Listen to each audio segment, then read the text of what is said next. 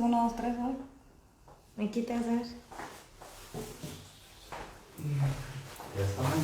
Si quieren, esperen un momentito mientras se conecta la persona. Sí, chinga un poco la compra, ¿no?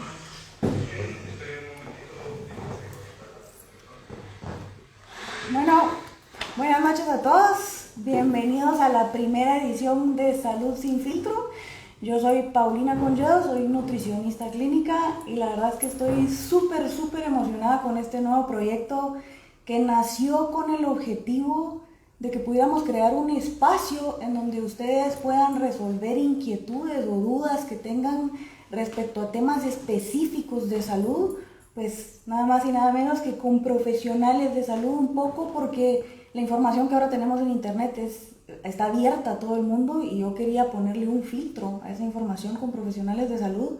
Hoy tenemos a dos invitados especiales. Está el doctor Andrés Gaitán, que es médico anestesiólogo, y está Tefi Bartlett, que es fitness coach. Ella está en representación de todos ustedes. Ella hizo un sondeo antes de venir a la entrevista de preguntas que ustedes podían tener relacionadas al tema que vamos a hablar hoy, que ya se los voy a decir. Entonces ella me va a estar un poco ayudando a entrevistar a Andrés. El tema de hoy es obesidad y sobrepeso en anestesia. Y aquí un poco quería recordarles la dinámica que vamos a estar manejando. Vamos a empezar primero, le vamos a hacer la entrevista nosotras dos al doctor. Las preguntas, ahorita pues, pónganos atención, las preguntas que ustedes tengan las pueden ir anotando en su celular, en algún cuadernito, y ya al final de la entrevista vamos a pasar nosotros a leer las preguntas que ustedes le quieran hacer a Andrés. Solo vamos a contestar las preguntas relacionadas al tópico que estamos hablando, que es obesidad y sobrepeso en anestesia. Entonces, les doy gracias a los dos por ser parte de este proyecto que para mí es tan importante, así que muchísimas gracias. Y Tefi, te cedo el micrófono o la palabra. Gracias. Bueno, vamos a empezar con la primera pregunta.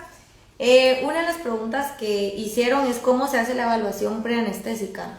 Ya, pues primero agradecerles el espacio y felicitarlas por esta oportunidad de poder educar un poco a la población y que la gente pues pueda resolver sus dudas en temas de salud que hoy en día son sumamente importantes. ¿Cómo se hace la evaluación previo a una anestesia? Entonces, sumamente importante que siempre sea un anestesiólogo el que haga esa evaluación, ¿verdad? En la mayoría de los casos siempre va a ser el cirujano quien programa una cirugía y luego de eso viene el anestesiólogo que tiene que ponerse en contacto con el paciente, ¿sí? Entonces, los médicos por lo general siempre hacemos una historia clínica y en el caso de anestesia la historia clínica es muy parecida, solo que va un poquito enfocada a los temas de anestesia. Entonces, si tú como paciente te van a operar, lo primero que te va a preguntar el anestesiólogo por lo general son datos generales, ¿verdad? ¿Cuántos años? ¿Casada? ¿Soltera? ¿En qué trabajas? ¿En dónde vives? ¿Verdad? Y luego de eso ya viene una entrevista un poquito más profunda, primero de los antecedentes médicos, ¿verdad? Eso es quizá lo más importante y que uno siempre como paciente debe de comentarle al doctor cualquier cosa, ¿verdad? ¿Qué son antecedentes médicos? Cualquier enfermedad que puedas tener, medicamentos que estés tomando o que hayas tomado o que hayas dejado de tomar por algún motivo, ¿sí? Enfermedades severas, ingresos al hospital, qué cirugías has tenido y dentro de la cirugía, importante, qué anestesia has recibido, ¿verdad? Te va a preguntar qué tipo de anestesia, si tuviste alguna complicación con anestesia, cómo te fue con la anestesia, tuviste muchas náuseas, mucho dolor, vómitos, ¿verdad? Todo eso nosotros nos va dando una idea de el historial pasado.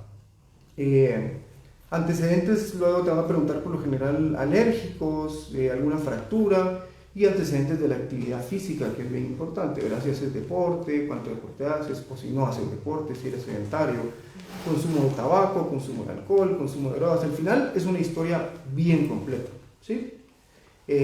Luego de la entrevista, por lo general, pedimos algunos laboratorios de base, ¿verdad? Para ver cómo están algunos parámetros normales. Y ya en base a eso, nosotros ya tenemos una idea más o menos de cómo está el paciente y qué vamos a hacer con ese paciente en sala de operaciones. Buenísimo. La segunda pregunta es, por ejemplo, si yo soy obesa, ¿cómo me tengo que preparar para un procedimiento? Ya. Realmente, que te puedas preparar en un momento específico muy cercano a la cirugía está un poco más difícil. Yo creo que aquí es más un poco de conciencia que siempre deberíamos de estar preparados para la anestesia. ¿Cómo me preparo? Siendo un paciente sano.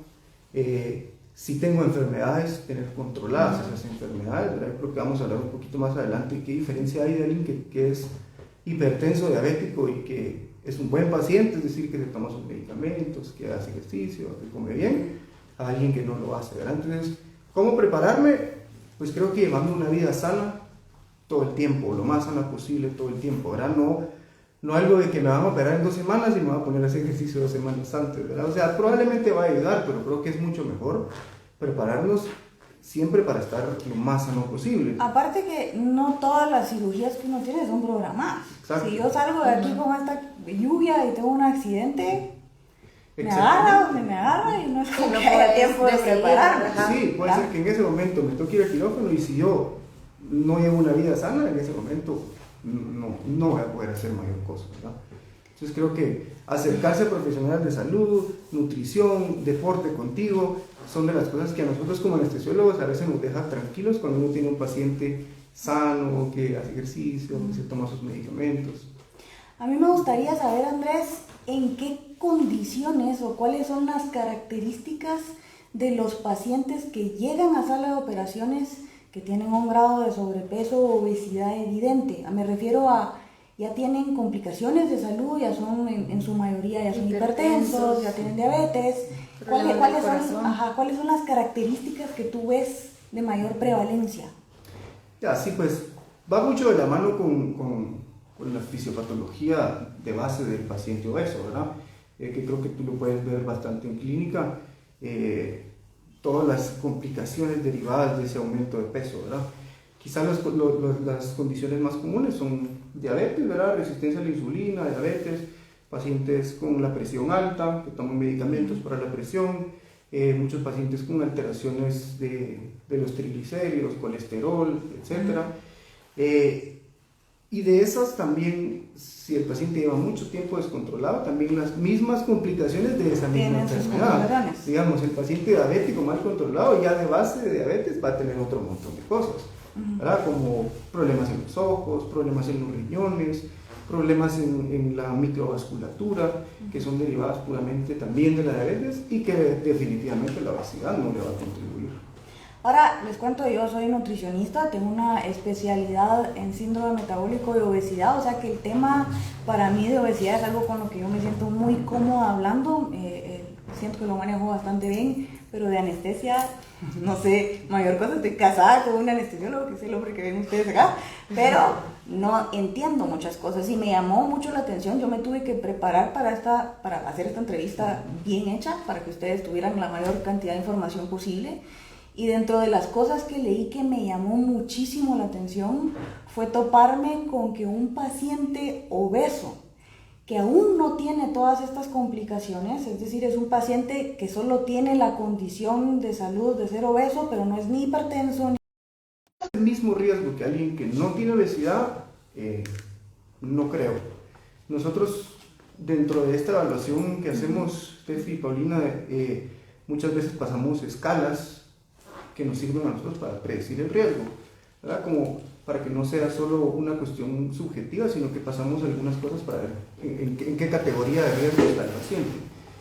Ya por definición, un paciente que tiene un índice de masa corporal que ya lo hace ser obeso, ya no está en la clasificación más baja de riesgo, ¿sí? No está más arriba tampoco, pero tampoco está en lo mínimo, o sea que ya el hecho de tener sobrepeso sí ya tiene un riesgo le aumenta aumentado. un poquito el riesgo. Sí. ¿Y cómo se calcula la anestesia? La anestesia en un paciente con sobrepeso. Aquí es bien importante, y es algo que Paulina menciona muchísimo, no solo es el peso, sino también la composición corporal, ¿verdad? O sea, un paciente puede pesar 100 kilos y ser de un porcentaje alto de grasa o un porcentaje alto de músculo. Entonces nosotros cuando tenemos un paciente con sobrepeso, por lo general de ese peso real sacamos algunos otros pesos Uno es el peso real, otro es peso ideal, peso ajustado y peso magro. ¿Sí? Son 4 pesos que usamos nosotros y en base a eso nosotros calculamos los medicamentos. ¿Por qué? Hace muchísimos años se empezaron a hacer algunos estudios en animales con LSD para ver cuál era la dosis por kilogramo de peso para un gato. Y luego, después de algún tiempo lograron definir que era X cantidad por kilogramo de peso. Pues eso lo intentaron extrapolar a un elefante. Y cuando le pusieron a ese mismo elefante esa dosis por kilo de peso, ustedes se pueden imaginar qué le pasó al elefante. Esto es cierto. Entonces no es tan fácil como que si el paciente es más grande le toca una dosis más grande. No es del todo así. Mucho por eso, por la composición corporal. ¿Sí? Entonces, eso es una de las preguntas que te quería hacer. Ajá, entonces, ejemplo, yo pongo dentro de los medicamentos, yo pongo un medicamento que me sirve a mí para bloquear la acción del músculo, para que no se mueva. ¿Sí? Entonces, si yo tengo un paciente de 100 kilos o de 150 kilos, tengo que saber que esos 150 kilos no son solo de músculos. Entonces, ahí me sirve tener el peso magro, digamos, porque para ese medicamento es más específico calcularlo en base al peso del músculo, que es donde mi medicamento va a ir a actuar, a que darle una dosis por kilo de peso total. ¿Sí? Ahí voy, asociado a lo que te preguntaba la Tefi, leí yo también que habían anestésicos que son lipofílicos, anestésicos que les gusta mucho la grasa. Sí. Entonces, en un paciente obeso, si tú usas uno de estos anestésicos, ¿tenés que tener alguna consideración especial o es solo una cuestión de cálculo de peso magro y todo lo que nos estabas contando ahorita? No, sí hay que saberlo y cuando uno estudia los medicamentos y cómo se comportan dentro del cuerpo, eso se llama el estudio de la cinética de los medicamentos, cómo se va a mover dentro del cuerpo. Y entonces, para hacerlo un poco más sencillo, se divide el cuerpo en 3 componentes importantes. El primero es donde el primer componente es donde están nuestros órganos a los que les llega mucha sangre, que son básicamente todo lo que tenemos en esta área: corazón, pulmones, riñones, cerebro. ¿Sí? Ese es el primer compartimiento donde el medicamento va a llegar. El segundo está dado por el músculo. Y por último, la grasa, que es lo que menos le llega al sangre al cuerpo. Entonces, cuando yo pongo un medicamento, ese medicamento viaja por esos compartimentos. Y, como tú dices, sí hay medicamentos que les gusta mucho el tejido adiposo, les gusta la grasa por las características físicas y químicas del medicamento, les gusta la grasa. Entonces, sí hay que tomarlo en cuenta. Nuevamente, si yo ese medicamento lipofílico que le gusta mucho la grasa, lo calculo en base al peso total, que son 150 kilos, sí puedo tener problemas, sí puedo tener sobreedificación, que se vaya mucho ese medicamento a la grasa, que después cueste que ese medicamento se suelte, porque así como le gusta la grasa, llegar a la grasa, le cuesta soltarse de vuelta también. Entonces, por eso es bien importante sí tomar consideraciones cuando uno tiene un paciente con sobrepeso, ¿verdad? Sí hay muchas cositas ahí que hacen la diferencia para que el paciente tenga un buen resultado. Aquí me gustaría que nos enfocáramos un poquito, generalmente un paciente obeso que no tiene un control, hábitos saludables en cuanto a visitas con la nutricionista, ejercicio con la Tefi, está encaminado en algún momento de su vida a tener complicaciones. Esto se llama salud sin filtro, así que vamos a tratar de hablar las cosas como son. Yo tengo muchos pacientes que cuando llegan a la consulta generalmente llegan por un tema de peso, y en la entrevista nosotros como nutricionistas nos toca hacerle una entrevista al paciente. Te la hice a ti un momento, te la hice a ti un momento, antecedentes personales, antecedentes familiares, y uno se va enterando de algunos síntomas. A veces yo pregunto, bueno, tal vez no tienes enfermedades, pero tienes algún síntoma recurrente. Y un síntoma que me repite, yo diría que un 90% de mis pacientes obesos, es el famoso reflujo gastroesofágico. La mayoría de los pacientes tiene eso y muy pocos saben que este reflujo puede, en la mayoría de los casos, si hay un tema de peso de lado, puede estar asociado al sobrepeso porque hay un aumento de la presión intraabdominal, que lo que hace, dicho de manera muy simple, es presionar los jugos gástricos hacia arriba y eso produce reflujo. Muchos de ellos incluso tienen uso crónico de medicamentos como lansoprazol, antiácidos, inhibidores de bomba de protones, etcétera, etcétera. Y lo que yo quisiera saber es si esta condición representa para ti un manejo especial de la vía aérea. Específicamente la vía aérea. A veces ese término vía aérea es bien importante, vamos a poder explicar un poquito para entender qué es eso de vía aérea, porque creo que tal vez lo vamos a mencionar más adelante. Cuando nosotros ponemos todos los medicamentos para dormir a un paciente, llega un punto en el que el paciente deja de respirar, ¿verdad? Y nosotros como anestesiólogos tenemos que abordar o tomar esa vía aérea. ¿Qué quiere decir esto? Que nosotros tenemos que darle oxígeno al paciente, porque nosotros sin oxígeno no podemos vivir, ¿sí? Entonces, en el momento que el paciente deja de respirar, yo como anestesiólogo, mi tarea es, una de tantas, dar oxígeno. ¿Cómo lo hago? Con un ambú, como se ve en las películas, y una mascarilla, o yo puedo poner un tubito que va a los pulmones y que eso va conectado a mi máquina y yo le puedo dar oxígeno. El problema es que a veces, sobre todo en pacientes que tienen sobrepeso, esa dificultad de la vía aérea o ese abordaje de la vía aérea puede que no sea tan fácil, que los pacientes tienen la cara muy grande, porque tienen mucho tejido blando alrededor del cuello, ¿sí? Ahora, yendo al tema de reflujo, sí es importante, porque en el momento que nosotros estamos durmiendo a ese paciente, no queremos que ese paciente vomite o regrese algo del contenido que tiene en el estómago. Entonces, si el paciente refiere que tiene historia muy importante de reflujo, hay que dar medicamento en la evaluación preoperatoria, que por eso parte de la evaluación preoperatoria es tan importante, porque nos permite detectar enfermedades y optimizarlas. Esa es la clave, poder optimizar a ese paciente y que no se nos pase y que llegue a hacer operaciones y que nadie sepa que tenía reflujo. Entonces, para terminar de contestar, sí hay que tomar algunas consideraciones, como el uso de medicamentos. Incluso a veces depende, si el paciente no tiene ayuno completo o algo, la forma de dormirlo también puede que sea distinta en base a eso que si el paciente refiere que tiene. Y ahí también había leído yo, ahorita tú hablaste de administración de algunos fármacos para esta condición específica en el preoperatorio. En los artículos que yo leí dice que la administración de fármacos transoperatoria para reflujo también está a cargo tuyo. Sí. ¿Es correcto? Sí, desde la evaluación. Por lo general no son fármacos que se dan ya en la cirugía, sino previo. Ah, ok. Son profilácticos, por lo general.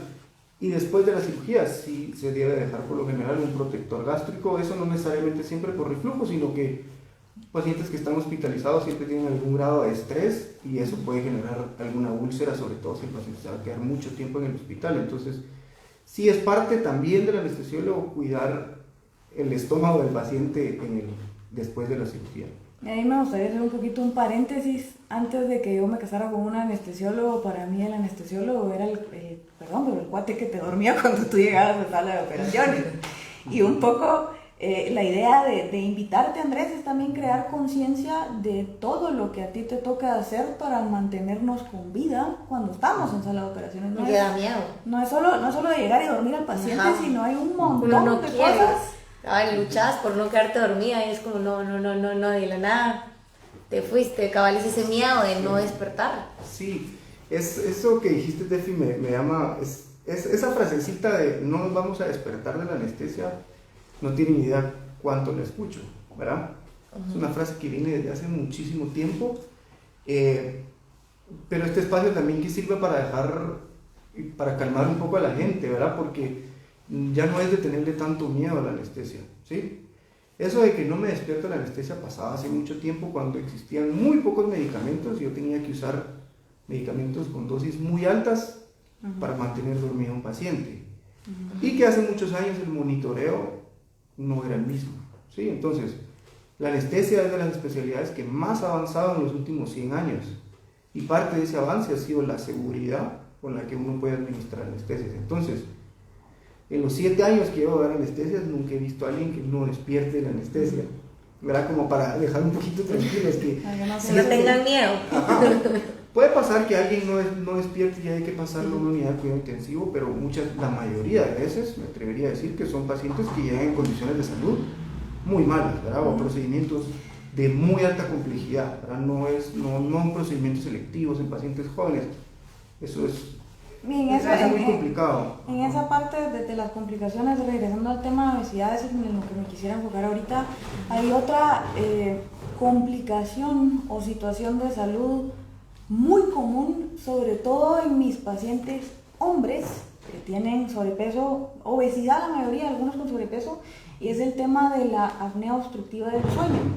Cuando la apnea obstructiva del sueño está provocada o relacionada a un paciente obeso, generalmente es porque aumenta el tejido blando en la faringe. A mí me gustaría que nos ampliaras un poquito más de eso, pero lo que te quería preguntar es que yo leí que hay un tipo de anestésicos que está recomendado para pacientes con apnea obstructiva del sueño para que se disminuyan los riesgos que pueden estar asociados otra vez al tema de la vía aérea. Ok. La apnea obstructiva del sueño es algo con lo que nosotros nos topamos de manera regular y sí, sobre todo en pacientes obesos, aunque la apnea del sueño no necesariamente es en pacientes obesos, hay pacientes delgados que pueden tener apnea, ¿verdad? Sí requiere un manejo especial de la vía aérea, como ya les comenté, ¿verdad? La vía aérea es poder darle oxígeno al paciente, entonces estos pacientes por lo general, por ese tejido que tienen aumentado como alrededor del cuello, estos pacientes durante la noche o cuando están durmiendo, todo ese tejido se colapsa y se quedan como sin poder respirar. Entonces alguna vez han visto algún señor grande o algo que está roncando y se queda como ahogado. Ese periodo que no llega oxígeno es un periodo donde cae el oxígeno en sangre, el paciente vuelve a respirar otra vez y esa obstrucción constante al final llega a generar otro montón de complicaciones de la apnea, ¿verdad? Pero entonces para nosotros es importante que esos pacientes muchas veces, si ya está muy avanzada la apnea, son más susceptibles a algunos medicamentos, es decir, se pueden sedar un poquito más fácil, en algunos casos se pueden obstruir con dosis muy pequeñas, le pongo yo un poquito de medicamento, se queda dormida y ya no puede respirar muy bien. Entonces, en cuanto al tipo de anestesia, sí tiene una ventaja, si el procedimiento lo permite, de que en vez de yo dormir por completo a ese paciente, solo le haga una anestesia, digamos, de la mitad del cuerpo, un bloqueo epidural o algo así, que yo no tenga que ponerle medicamentos por la vena para sedarlo y que ese paciente tenga alguna complicación de la vía aérea. Por eso, no quiere decir que un paciente con apnea no pueda recibir anestesia general, ¿verdad? Para nada. Si la cirugía no lo permite, porque es una cirugía, digamos, del abdomen, que yo no puedo solo dormir la mitad del cuerpo, puede recibir anestesia general. Nosotros como anestesiólogos vamos a tomar las precauciones para que sea de la manera más segura, ¿verdad? Pero sí es cierto, yo podría decidir otra técnica para no meterme con la vía aérea y evitarme problemas, digamos. Yo tengo una pregunta, sí. ¿Cuántos tipos de anestesia hay? Ahorita que me estás mencionando como ya 2. Por lo general, digamos que a grandes rasgos tenemos la anestesia general, ¿sí? La anestesia general es un paciente que está completamente dormido, que no está consciente y que por lo general no va a percibir nada, no le va a doler nada y no se va a recordar de nada, ¿sí? Esa es una anestesia general. Dentro de la anestesia general la podemos hacer de varias formas, con combinaciones de medicamentos o algunas técnicas. Luego está lo que son los bloqueos regionales, ¿verdad? O un bloqueo epidural, que yo puedo dormir, digamos, de la mitad del cuerpo para abajo, que es como pasa lo que mencionaste. Sí, o con las pacientes que van para cesáreas, por lo general han oído que a la mayoría les ponen epidural. Y luego también yo puedo hacer una anestesia solo de alguna región del cuerpo. Digamos que si te van a operar de una muñeca, yo podría poner una anestesia que solo te duerma, digamos, el brazo y que no hay necesidad de poner una anestesia. Que en el caso de los pacientes obesos siempre es una buena alternativa dormir solo una región antes de hacer una anestesia general. Okay. Ajá. Al principio cuando te pregunté que cuáles eran las principales complicaciones que tú veías en pacientes obesos, me mencionaste el tema de la diabetes. Y lamentablemente la prevalencia de la diabetes tipo 2 ha aumentado notoriamente, y acá pues quisiera detenerme un poquito solo para explicar la relación que tiene esta enfermedad en concreto con la obesidad, porque pareciera que estamos hablando de dos cosas distintas. Y es que en una primera etapa el aumento de tejido adiposo, que se llama o células adipocitos, supone, aquí vamos a usar palabras un poco técnicas, también hay médicos escuchándome, ya vamos a pasar a la parte sencilla, pero eso es solo un preámbulo para hacerte una pregunta. Ese aumento de los adipocitos va de la mano con un aumento de adipoquinas como factor de necrosis tumoral o interleuquina 6, que hacen que el adipocito se vuelva resistente a la acción de la insulina. Eso pasa en una primera etapa. Creo que resistencia a la insulina, eso sí lo han escuchado varios de ustedes, de hecho lo hemos hablado en clínica con mis pacientes muchas veces. Y en una segunda etapa, las células que están alrededor también se vuelven resistentes a la insulina. En el momento en el que eso pasa, se eleva la glucosa en la sangre, que eso es un término que también conocen, es la famosa hiperglicemia de todos los diabéticos, y se eleva la insulina también, y ahí ya viene el diagnóstico de la diabetes. ¿Qué complicaciones podés tener tú como anestesiólogo o el paciente que no está controlado, que llega con una hiperglicemia, que no se toma sus medicamentos, que no lleva una vida sana, etcétera, etcétera? Ese caso de un paciente diabético que llegue mal controlado sucede mucho en casos de emergencia, ¿verdad? Porque como mencionamos, y con la pregunta que hizo Tefi, siempre si la cirugía es electiva, yo voy a hacer una evaluación y si el paciente está con una azúcar alta, no va a pasar a hacer operaciones. ¿Por qué? Para evitarnos las complicaciones, ¿verdad? Pero digamos que el paciente no se controla y hay que operarlo por una cirugía de emergencia. Primero hay que buscar las complicaciones normales que puede tener un paciente diabético, ¿verdad? Como problemas renales, problemas en la microcirculación, problemas cardíacos, de los ojos, etc. Pero puramente para anestesia o para el procedimiento quirúrgico, pues estos pacientes, por lo mismo que hay daño a veces de la microcirculatura, pueden tener muchos cambios en la presión arterial durante sala de operaciones, pueden tener tanto subidas como bajadas de la glicemia, ¿verdad? Desde el momento que a uno lo cortan, aunque un paciente esté bajo anestesia, ese trauma va a desencadenar una respuesta en el paciente, ¿verdad? Aunque esté dormido, aunque él no lo sienta, aunque no lo perciba, va a haber una respuesta del cuerpo. Dentro de esa respuesta es importante, se eleva el cortisol y se elevan catecolaminas, que por último van a llevar, en resumen, a un estado donde el paciente va a aumentar su azúcar en sangre. ¿Sí? Entonces, ya de base, un paciente que mal controlado, que se somete a cirugía, puede tener un aumento todavía más de esa glicemia. O por otro lado, muchas veces también esos pacientes pasan sin comer mucho tiempo o porque la cirugía se ha retrasado y esos pacientes también pueden tener una bajada de azúcar, que también es una complicación. Y por otro lado también esos pacientes es más fácil que se infecte una herida por ese daño a la circulación y por esa cantidad de azúcar en sangre tan alta, también pueden tener infecciones de la herida. Yo lo veía en el hospital, que justamente cuando habían hiperglicemias, digamos, que estaban causadas incluso por un medicamento, era común que hubieran infecciones en los accesos vasculares, que es un poco lo que tú estás mencionando ahorita. Sí. Me imagino que esto tú lo puedes extrapolar y eso aumenta las probabilidades o las posibilidades de que haya una infección en el lugar operado, lo que implicaría que el paciente tenga que regresar al hospital. Sí. ¿Verdad? Sí, o sea, eso que mencionas de los accesos vasculares son todos los sueros que ponemos, ¿verdad? Todo eso es una invasión al cuerpo y en pacientes que están mal controlados, pues sí, puede haber un mayor riesgo de infección. Y en la herida operatoria, casi siempre un paciente que es operado y que se infecta la herida, por lo general tiene que regresar al hospital, tiene que recibir antibióticos y si la infección es muy grande, probablemente va a tener que ir otra vez a sala de operaciones a curar esa herida y a darle otro manejo. Entonces, a veces el paciente diabético mal controlado sí está asociado a mayores ingresos hospitalarios, a mayor tiempo de estancia hospitalaria, le cuesta más al hospital o al paciente, o en el caso del sistema público, al sistema público le cuesta mucho más un paciente diabético. Y un poco a eso iba, esta preguntita en particular es crear conciencia de que se cuiden, que se tomen la salud en serio, porque es un problema que empieza, es una bola de nieve. El problema empieza de este tamaño y escala hasta gastos hospitalarios, cosa que uno como paciente uno jamás se pone a pensar en eso, uno llega al hospital y que lo atiendan.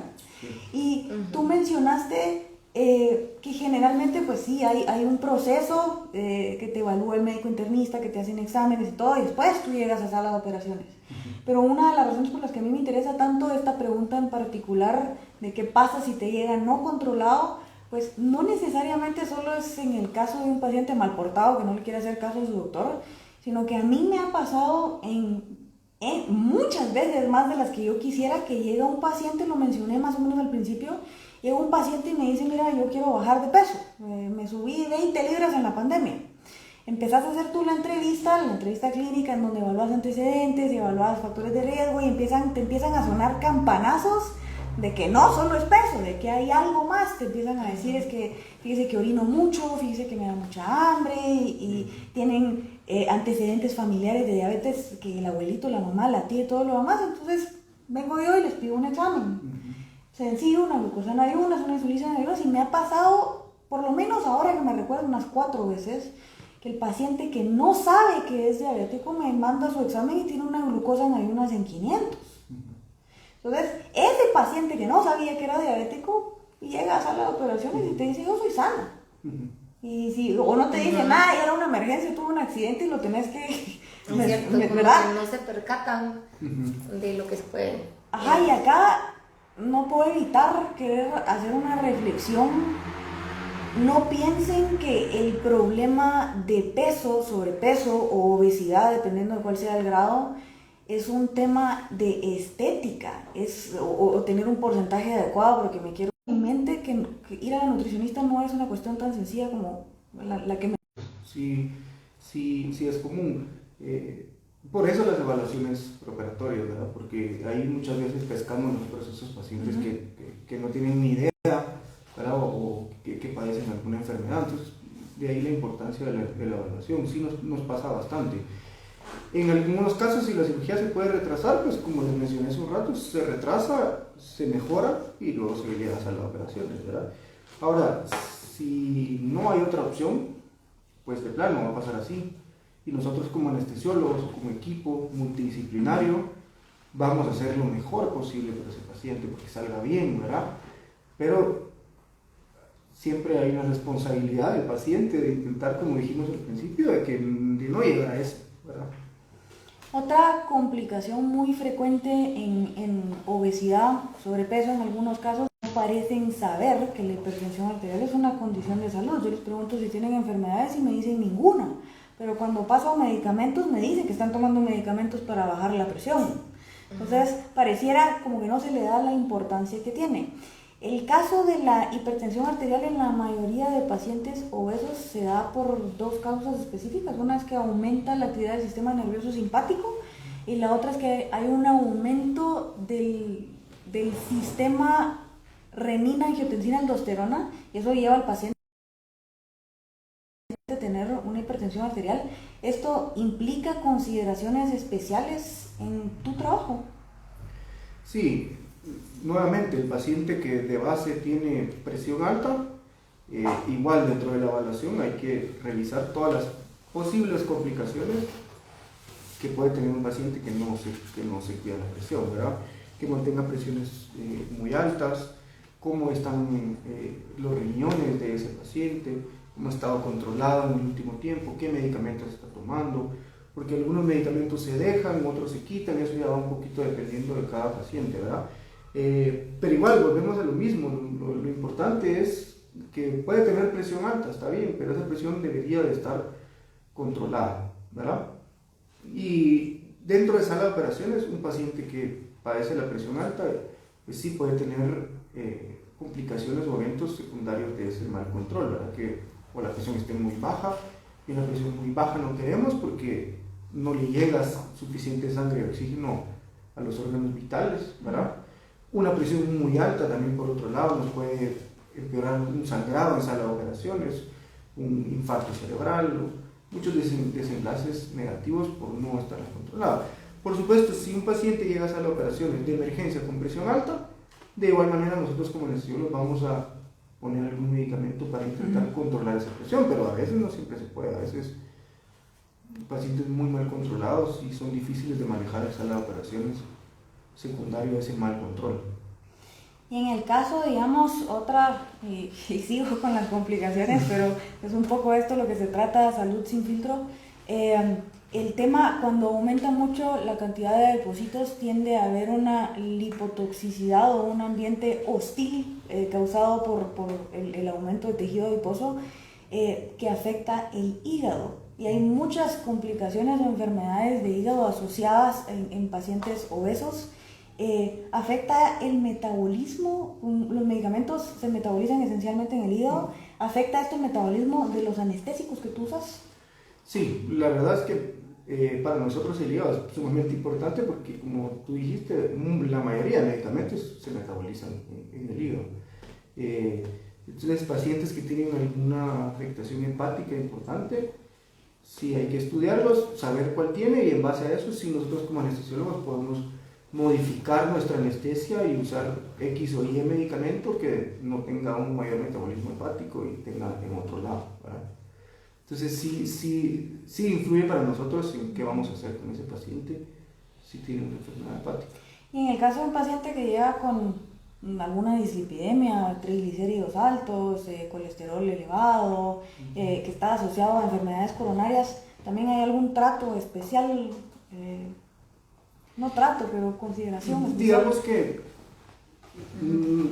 sacar un perfil de lípidos como parte de rutina no es lo común. Entonces, por lo general no va dentro de nuestra evaluación o la evaluación en general de los pacientes. Ahora, si yo tengo un paciente, yo evalúo a mi paciente, veo que ese paciente tiene sobrepeso y que tiene obesidad por IMC, yo tengo que pensar que ese paciente puede tener una infiltración grasa o algún problema hepático.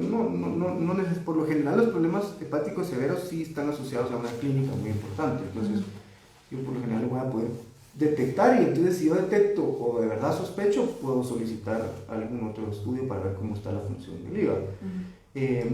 Pero si no, y si yo solo tengo la sospecha y no tengo tiempo de hacerlo, pues puedo utilizar medicamentos que no se metabolicen de vía hepática, ¿verdad? O si el caso lo permite, pues no le pongo tantos medicamentos como una general y solo ponemos un bloqueo de la mitad del cuerpo, y eso hace que se reduzca la cantidad de medicamentos. Entonces, todas esas cosas las pescamos en la evaluación, ¿verdad? Una evaluación detallada. Por eso, como tip para ustedes y para todos, a menos que ustedes lleguen moribundos a la sala de operaciones con un accidente severo, siempre tiene que evaluarlas un anestesiólogo. Siempre.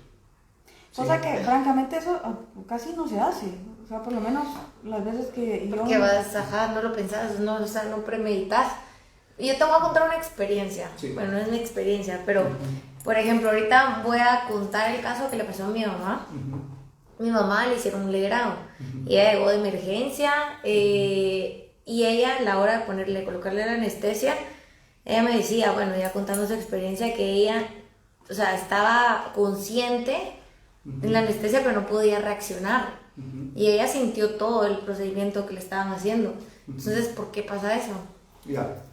Mira, esa es una condición que se llama awareness perioperatorio. Así es una situación que puede pasar, aunque en casos, ¿verdad? Es muy raro que pase, sobre todo con todos los nuevos medicamentos anestésicos y con todo el monitoreo que tenemos hoy en día. Es un poquito más difícil, pero ¿qué pudo haber pasado en ese caso? Tendría que tener un poquito más de información para saber qué tipo de anestesia o algo así. Pero sí es una complicación que nos puede pasar, sobre todo porque la persona no reaccionó como tenía que reaccionar a los medicamentos, porque todos tenemos una genética que nos hace también responder de X o Y manera a algún medicamento. Entonces puede ser que su respuesta no haya sido igual, o alguna situación con los medicamentos, o que solo haya sido una sedación, y que a veces en un paciente con sedación puede tener percepción un poco de lo que está pasando, ¿verdad? No sé si se pudo haber sido la situación que le pasó a tu mamá. Y otra pregunta. ¿Qué efectos secundarios puede causar la anestesia? Que hay veces que he oído como náusea, o sea, después del procedimiento. Buenísimo. los efectos de la anestesia, por lo general, yo cuando voy a hacer mi evaluación preparatoria y se da la información de qué podría pasar, digamos que siempre nos vamos de lo que es más común a lo más difícil, ¿verdad? Como te decía, la anestesia ahora es un procedimiento muy seguro, ¿sí? Las estadísticas dicen que la muerte por anestesia se da 1 en cada 200,000 casos de anestesia. Entonces quiere decir que es más fácil que te mueras en un avión o en un carro que bajo anestesia. Eso ya nos da una idea de qué tan seguro es hoy por hoy la anestesia, por lo que hablamos de que ha mejorado el monitoreo, los medicamentos, las técnicas, el equipo, lo que sea. Entonces, si nos vamos a complicaciones, ¿qué es lo más común que podemos esperar de una anestesia? Náuseas y vómitos puede ser, por lo general dentro de nuestra tarea, digamos, o dentro de nuestro trabajo es prevenir náuseas y vómitos, por lo general siempre ponemos medicamentos para prevenirlos. Dolor postoperatorio, podemos tener en los casos donde ponemos tubo, puede ser que haya un poquito de molestia o dolor en la garganta, a veces hay dolores de cabeza, y eso quizás son las complicaciones o los efectos esperados que le pasan de 1 a cada 10 pacientes, digamos. Y sí. Una pregunta, yo he oído, bueno, de una persona me dijo, mira, yo soy alérgica a la anestesia. ¿Cómo saber que uno es alérgico? Y cómo tú sabes que esa persona va a ser alérgica, porque por ejemplo a esta persona la anestesiaron y me dijo, me dio una alergia y resulté, Ya. No se hace de base dentro de la evaluación un test de alergias para los medicamentos, ¿sí? Sigue siendo una complicación muy poco frecuente. Más o menos, si le vamos a poner números, las reacciones por medicamentos se dan entre 1 a cada 10,000 o 1 a cada 20,000 anestesias, ¿sí? Y ya tenemos algunos medicamentos, sobre todo en anestesia, que sabemos que son los que más nos pueden dar reacción. Lo primero, nuevamente, la evaluación. En la evaluación, tú preguntas antecedentes de alergia y ahí te puedes dar una idea que te refieras si ya tuvo alergia o algún familiar también es importante. Ahora, siempre va a llegar un grupo de pacientes, como le pasó a tu amiga, que nunca había estado expuesta a medicamentos y en ese momento le dio una reacción, ¿sí? Aparte, dentro del proceso de anestesia y de cirugía, no solo es alergia a medicamentos, muchas veces hay pacientes que son alérgicos al látex y no saben. Y mucho de nuestro equipo de anestesia que usamos en las manos tiene látex, entonces ese puede ser, a veces usan medio de contraste para estudios transoperatorios, eso también puede dar reacciones alérgicas.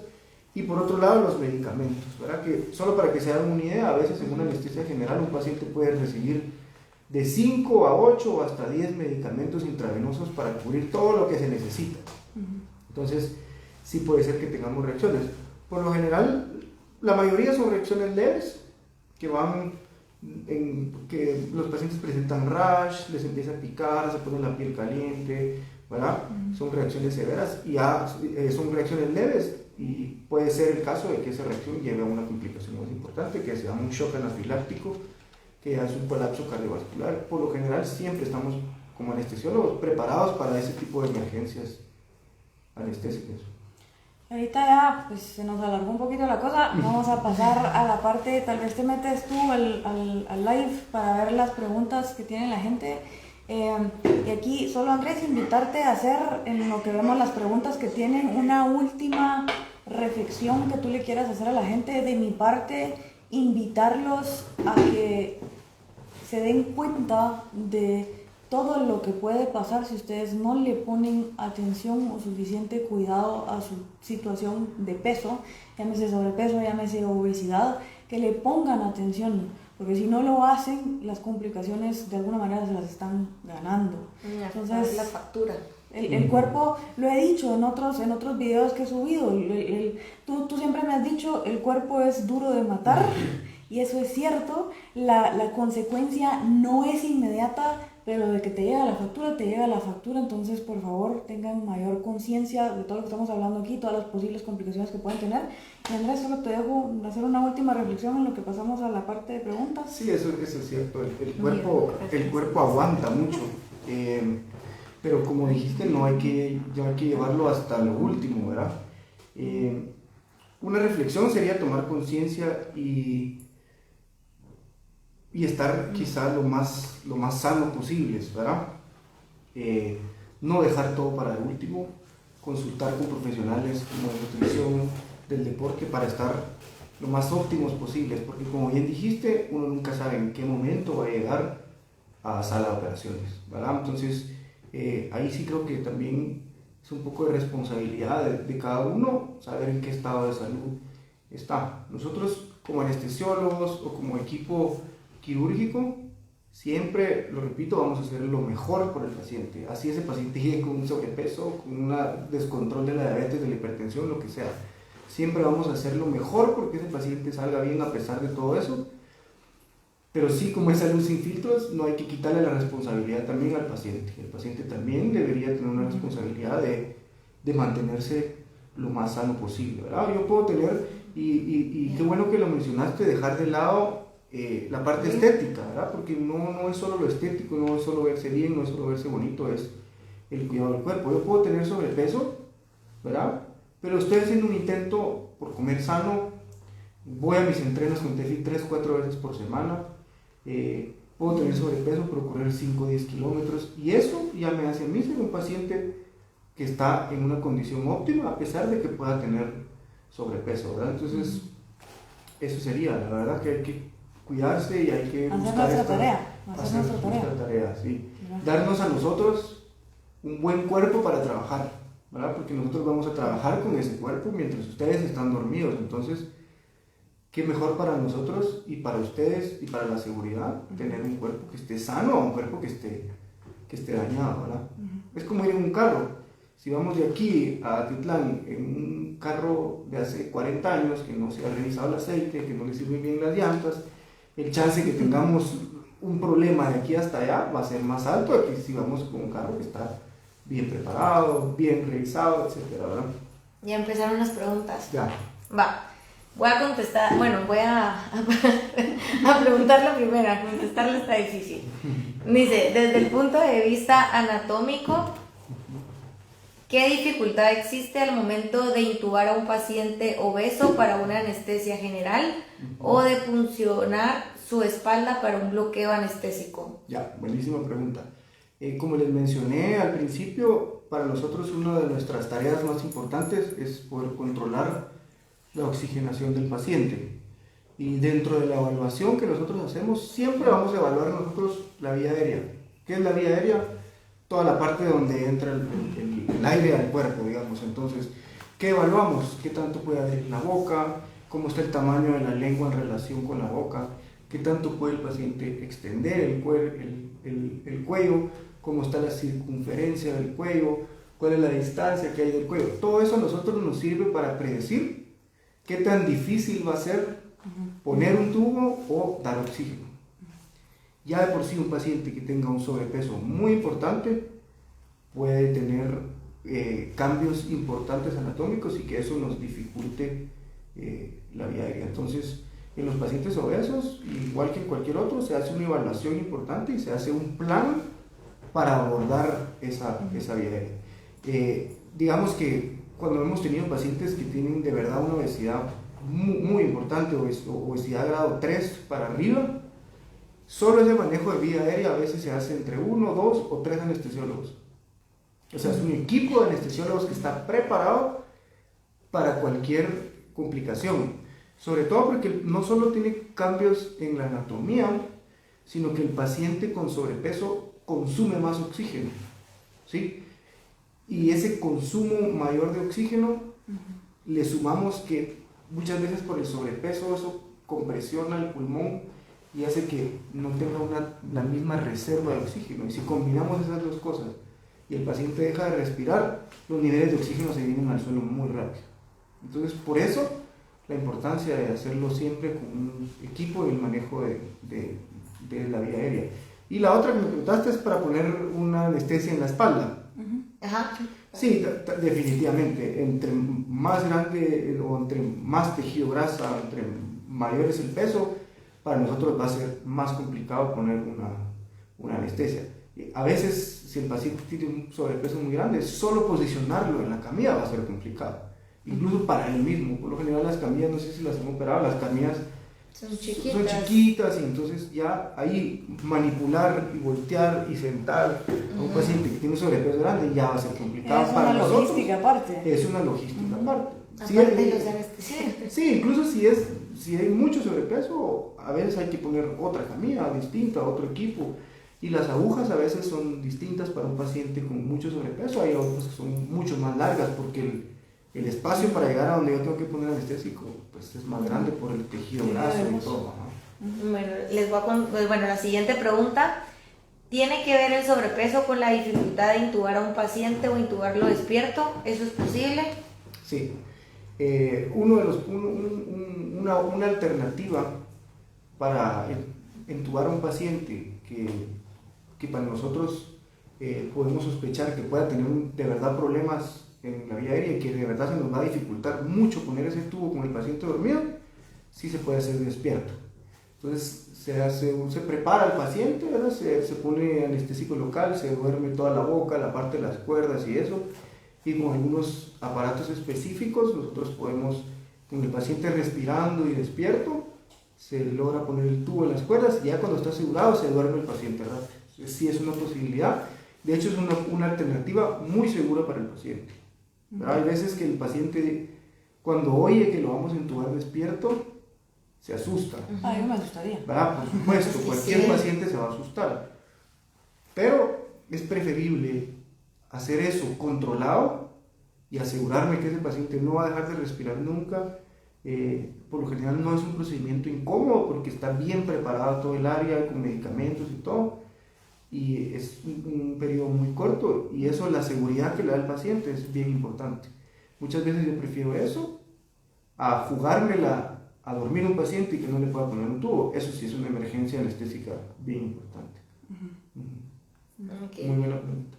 La siguiente dice Ricardo, si una persona obesa llega a la emergencia y necesita cirugía inmediatamente, ¿cómo puede el anestesiólogo estar seguro que está administrando la dosis correcta y no pasarse o darle poco medicamento?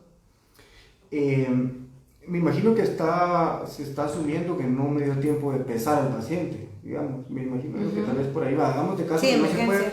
puede, que el paciente no me lo puede transmitir, tendríamos que estimar el peso, ¿verdad? Con fórmulas. Sí, con alguna fórmula, con algunas medidas, y si la condición es que es muy rápido y tengo que hacerlo, tengo que utilizar mis medicamentos, dosis y respuesta, se llama, ¿verdad? Y de base, hacer los cálculos que les mencioné de peso ajustado, peso malo, lo que sea, ¿verdad? Okay. La siguiente pregunta dice, ¿es difícil o complicado administrarle anestesia a un paciente obeso por medio de punción lumbar? Sí requiere un poquito más de habilidad, digamos, ¿verdad? O va a ser un poquito más complicado ponerlo, pero lo hacemos todo el tiempo, ¿verdad? No es que sea imposible poner una anestesia en la espalda a un paciente con sobrepeso. Cuando sí es mucho, pues definitivamente va a costar, y en algunos casos no se puede, ¿verdad? En algunos casos la combinación del sobrepeso, algunas veces tienen alteraciones en la columna, también a veces el sobrepeso nos lleva a muchas malas posturas, ¿verdad? Que creo que por ahí vamos a hablar también de posturas y sobrepeso. Ya vamos a alguna hablar de otra. posturas Ajá. en algún momento. Eso también es importante porque puede ser que por esa mala postura haya desviaciones de la columna y que eso me sea o difícil o en algunos casos imposible poner algún bloqueo, ¿verdad? Aquí solo voy a interrumpir las preguntas, me está haciendo caras el fotógrafo que nos quedan 5 minutos, tal vez nos da tiempo de una pregunta más y de ahí paso a un mensaje que les quiero dejar al final. Está bueno. Están Sí. buenas. Están buenas. Yo creo que son anestesiólogos. los que Ajá, están no, conectados. están finísimas. Hacer una pregunta más, todavía tenemos tiempo para hacer una pregunta Sí, más. hay tiempo, los lives dan para hora y media. Así que hay tiempo, no, Sí. pero están buenas, Ah. vale la pena. Si no reconectamos. Bueno, si no, sigamos con las preguntas y si no volvemos a reconectar, nos Sí, están sí, avisando que es posible, así que sigamos. Si ellos quieren saber, Ujú. lo que diga el público. Lo que quiera el público. Dice, cuando un paciente tiene antecedentes de apnea obstructiva del sueño, ¿es necesario que lleve su CPAP al día de su cirugía? Ya, buenísima pregunta, que se me había pasado cuando hablamos un poquito de apnea. El paciente con apnea puede llegar a sala de operaciones, ¿verdad? Nosotros vamos a tomar nuestras consideraciones en el transoperatorio y en lo previo.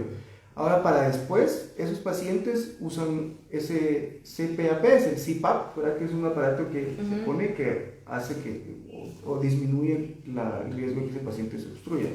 Entonces, sí es importante cuando el paciente va a sala de operaciones y si tiene diagnóstico de apnea, nosotros sí pedimos que lleve su CPAP para después. Entonces, en el momento cuando sale de sala de operaciones y se pasa a la recuperación, por lo general se le pone el CPAP para que esté con su Jamás me CPAP. hubiera imaginado que tenés que llegar con equipo. Ahora, ahí es importante que ese paciente tiene que ser responsable en usar bien su CPAP, porque hay muchos pacientes que tienen CPAP pero lo tienen apagado al lado de la cama y que no están acostumbrados a usarlo, ¿verdad? Entonces, si yo tengo CPAP, tengo que acomodarme a utilizarlo bien, porque si me toca ir a hacer operaciones, poder estar cómodo utilizando el CPAP.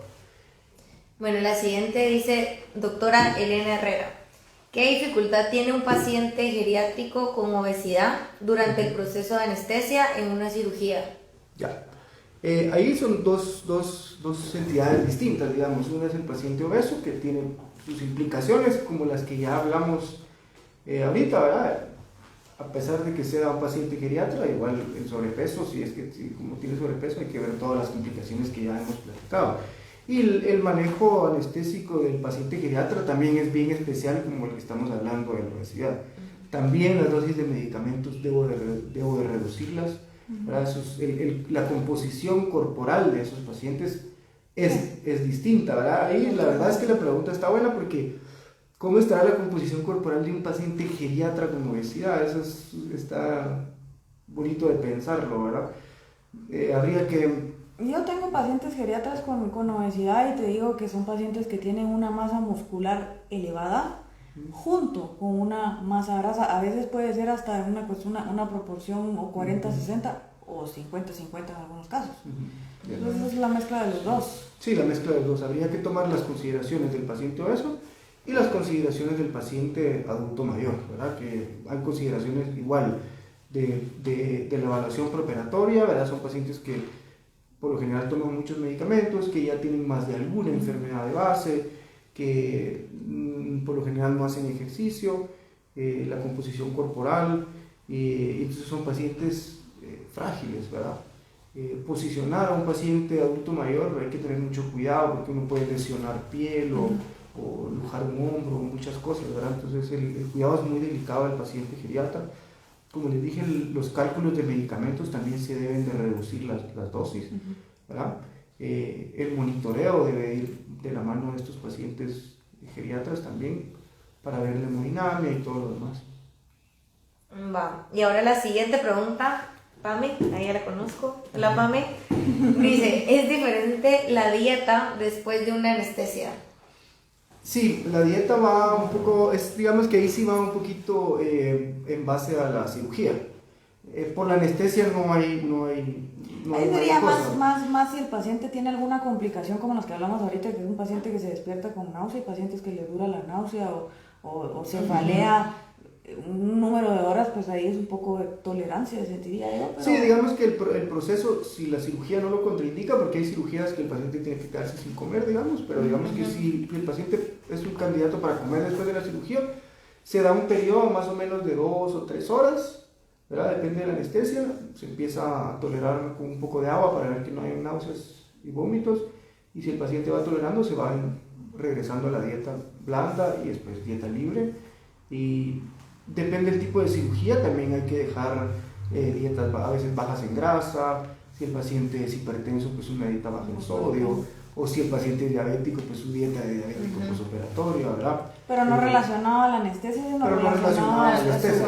Ese ya es una cuestión de ese tema también vamos a hablar con 2 cirujanos invitados, así que eso ahí se puede guardar la pregunta para eso también. Bueno, ahora viene Fernando Cunlleo. Dice, ¿existe diferenciación de dosificación para niños obesos y adultos obesos? Sí, digamos que el tema de los niños también es, digamos que otro tema, otra categoría importante de implicaciones que uno tiene que tener. Y muy buena pregunta porque la prevalencia de la obesidad a nivel mundial está creciendo y la de los niños también. Entonces, créanme que sí es común también que nos llegan pacientes pediátricos con sobrepeso. Ahí hacer las dosis ajustadas, no se aplican las mismas fórmulas que el adulto, pero sí puedo calcularlas y igual debo de tener consideración y tomar en cuenta todos esos cambios corporales que tiene el paciente pediátrico a la hora de administrar medicamentos. Como les mencioné, pues cuidado con los medicamentos que les gusta mucho el tejido adiposo, cuidado con la vía aérea de los pacientes niños con sobrepeso, pero sí. Ok, la siguiente pregunta dice, ¿subir mucho de peso en el embarazo puede afectar al hijo a la hora del parto? Sí, Sí. digamos que lo mismo, ¿verdad? Así como ha aumentado la obesidad en general, aumenta también en las embarazadas, también hay cada vez un mayor número de casos de pacientes embarazadas con sobrepeso y eso definitivamente repercute en el estado de salud del bebé. No me voy a meter mucho a eso porque eso sí es un tema de ginecología, digamos, y que por ahí también creo que viene una persona de ginecología, pero sí la ponen en riesgo, ¿verdad? En el embarazo definitivamente hay que consultar con un profesional de la salud para la nutrición porque no es de que como porque el niño me está pidiendo pasteles. No se trata de comer doble. Y ahí solo como paréntesis, que esto también es otro tema, definitivamente la alimentación de la madre durante el embarazo tiene un efecto en el entorno nutricional del feto que incluso puede hacer que este niño cuando sea grande sea más propenso a desarrollar, por ejemplo, si la madre tiene hiperglicemias, durante el embarazo puede ser que el niño tenga mayores probabilidades de ser diabético en la edad adulta.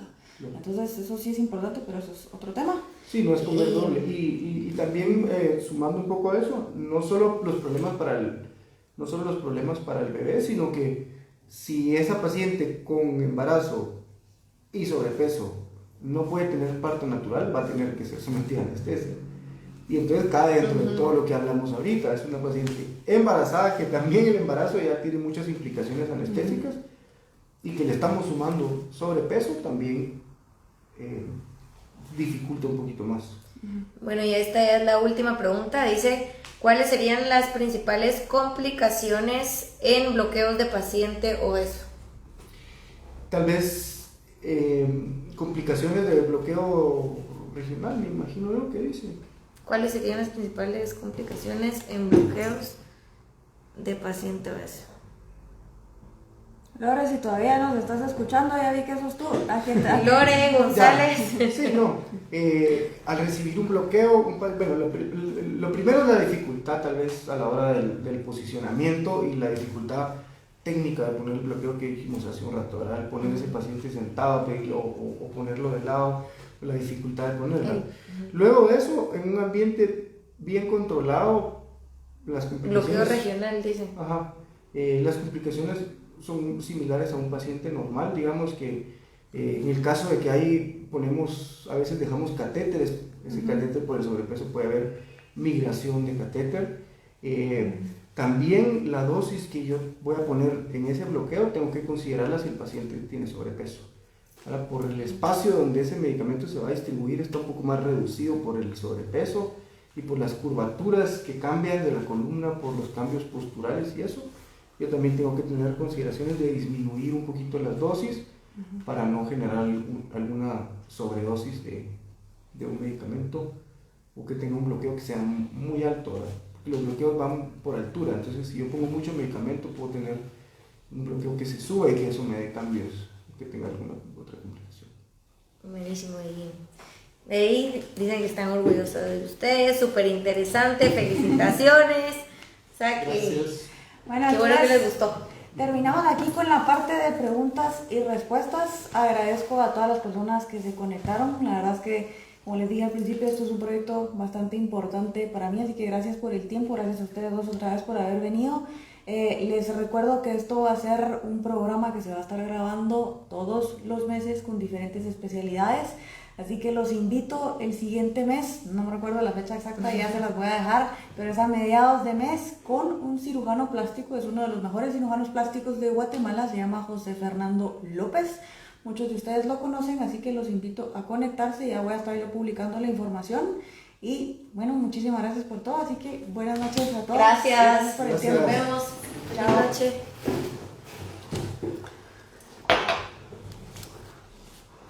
Saludos, Andrés. Ahí está. Qué bueno, sí les...